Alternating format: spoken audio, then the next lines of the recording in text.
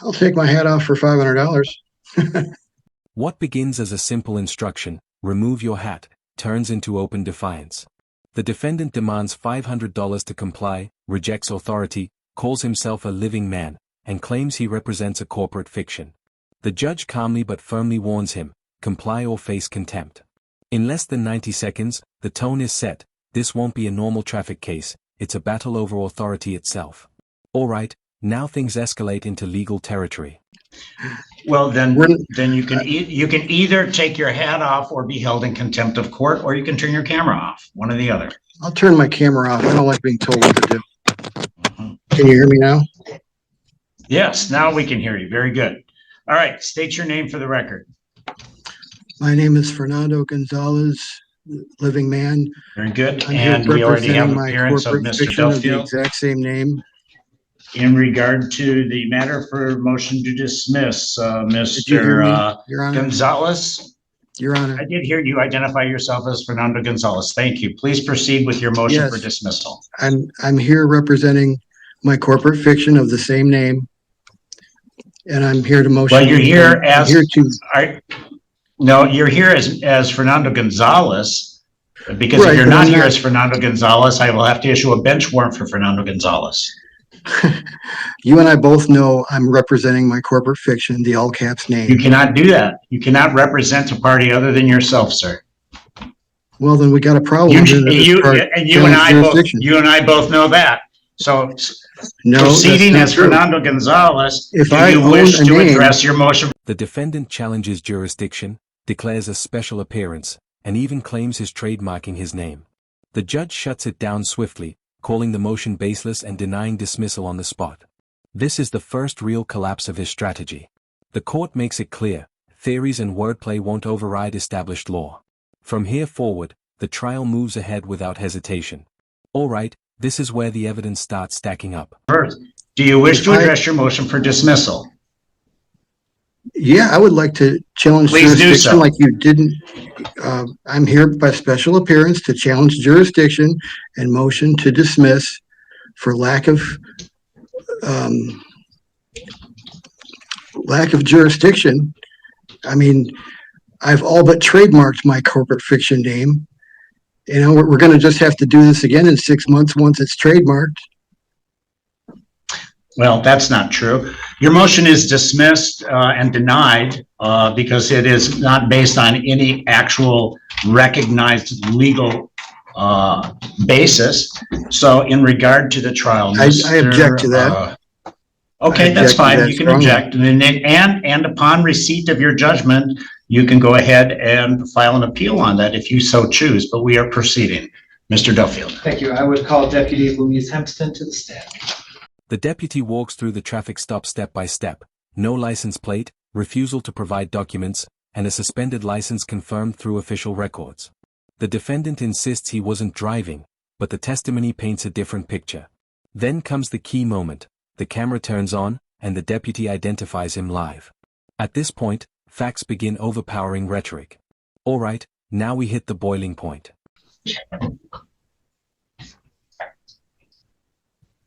Your Honor, would you like me to approach the podium, or may I stay at the table through the duration of questioning?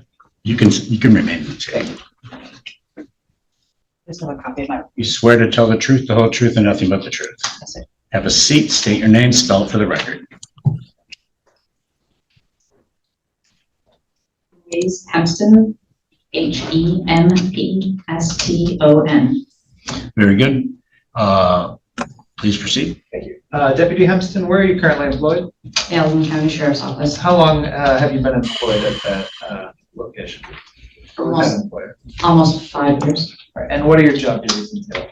Road patrol for the Sheriff's Office. All right. Do you recall making a traffic stop with Mr. Fernando Gonzalez? I believe it was June of 2022? Yes, June 26, 2020. And do you know where this traffic stop was located? It was on the northbound 131 on the 66 mile marker. It would have been in the Wayland Lake Township. Allen County. And what was the nature of the stop? Why did you initiate a stop? I observed a vehicle traveling in front of me. It was going northbound. I was also going northbound. The vehicle did not have a license plate registration attached to it, I could see.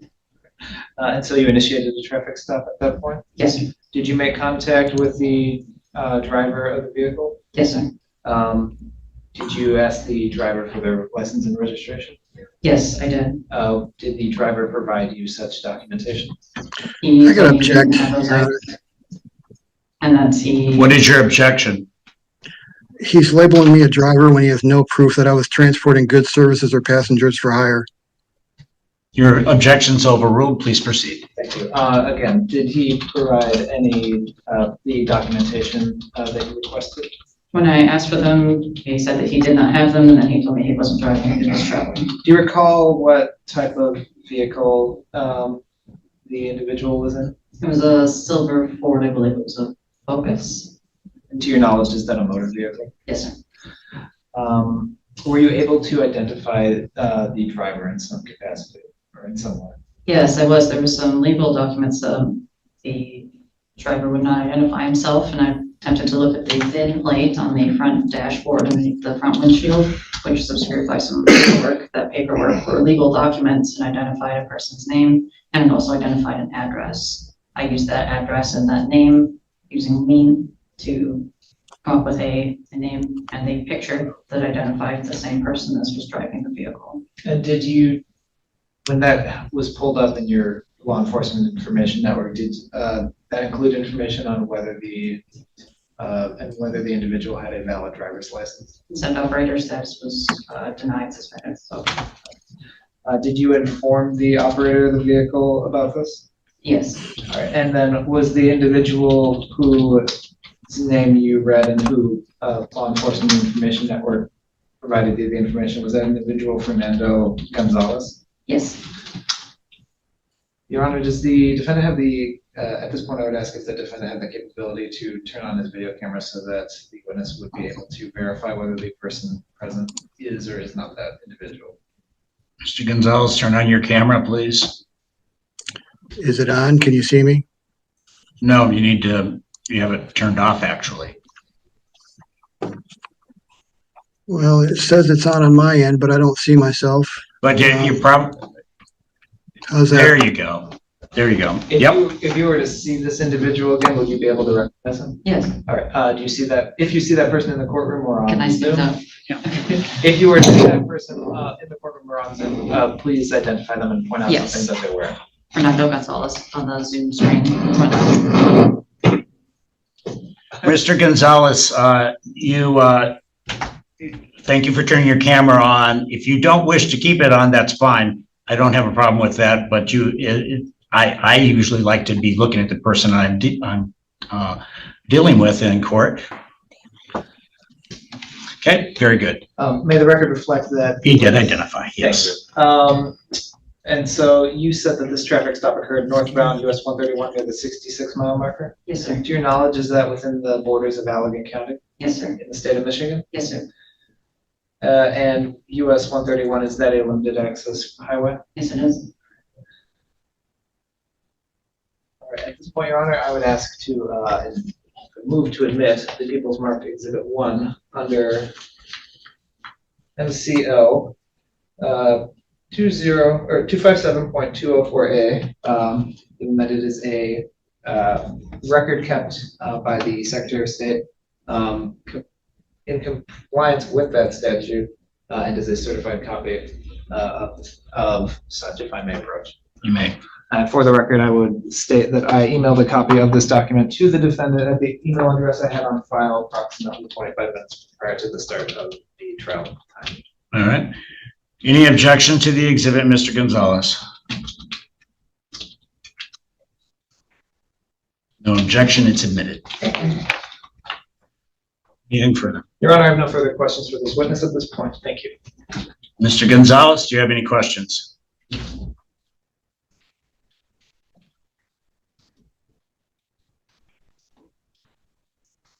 Mr. Gonzalez appears not to have any questions. He's muted himself, so you may step down.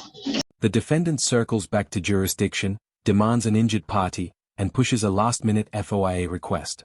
The judge calls his lane document meaningless and repeatedly redirects him to stay on topic. The exchange grows sharper, tension rises, and control tightens.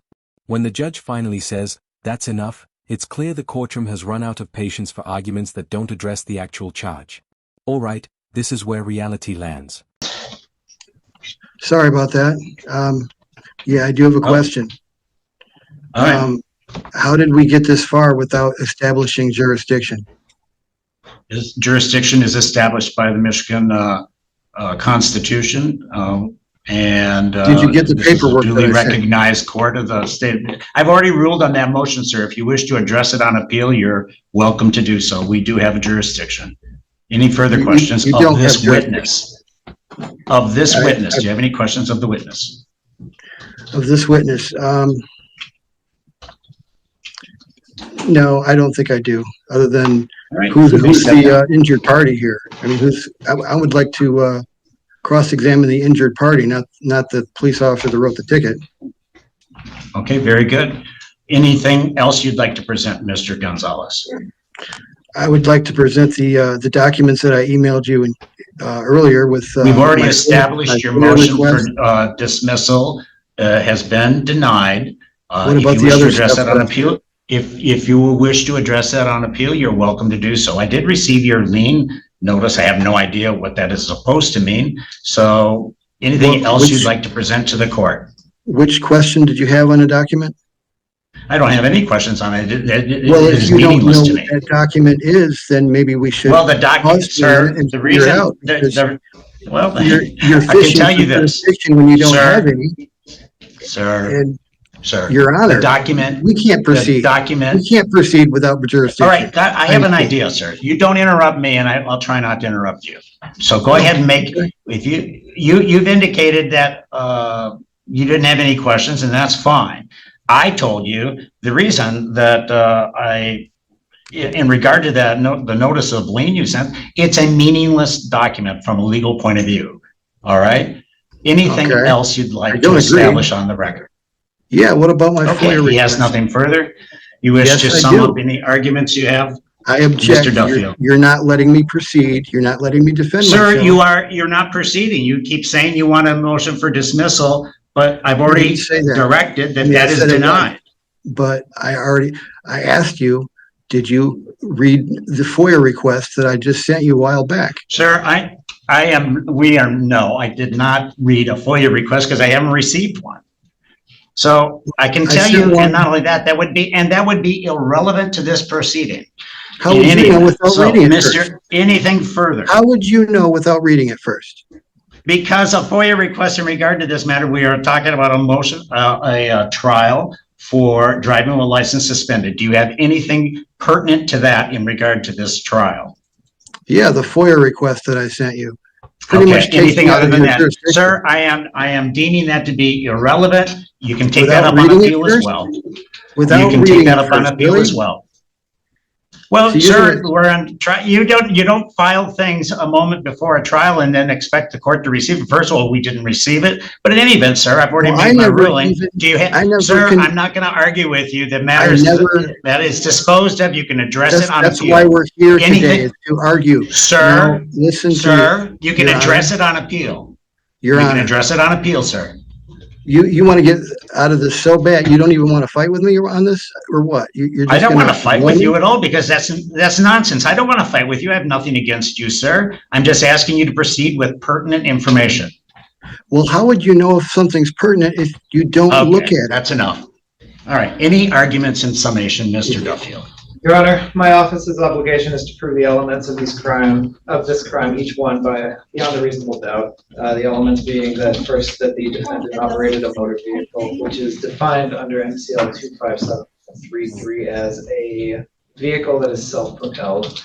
I believe, based on the testimony, that the vehicle at issue in this case meets such a definition. Second, that the defendant was the one who operated that vehicle on a highway, US 131 being a limited access freeway with a 66-pound marker. I believe I object. Is the only testimony in the evidence compels that conclusion. And third, that at the time that the defendant's At the time of the travel, of the driving, the defendant's operator's license was suspended or revoked.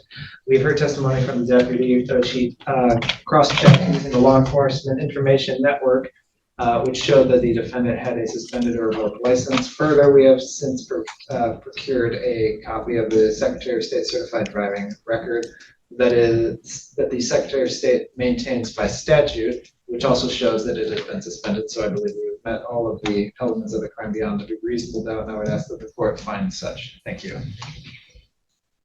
Any argument pertinent to the case, Mr. Gonzalez? Yeah. I thought this case was squashed a long time ago, or else I would have prepared for trial, which I never even consented to last time I challenged jurisdiction. I should get more time to defend myself if this case is going to be going forward without me being able to defend myself. That's not fair. I thought this case was squashed the moment I sent that ticket back with all rights reserved. Well, that's with 72 hours. So that is, you've known this case has been here. pending. This case has actually been pending since 2022. That's not my fault. Here, I rescinded that is indeed your, in 72 hours. any event. Your guys' I do find that the people have proven their case beyond a reasonable doubt. Please, Ms. Card, go ahead and, well, okay, he stopped. I do find that he's guilty in this matter. Fines are $250. State costs $50. Court costs $200. Crime victim right fee of $75. You don't have my consent on any of this. And $150 in bench warrant fees. And I want my bail back too. That would be then a total of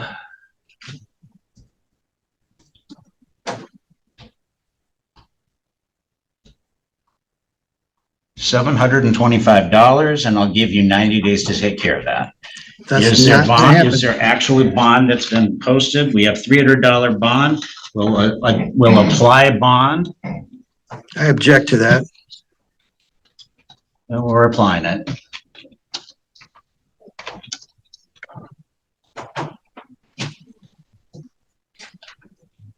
For a victimless crime, that's and remaining balance of $425 is due within 90 days.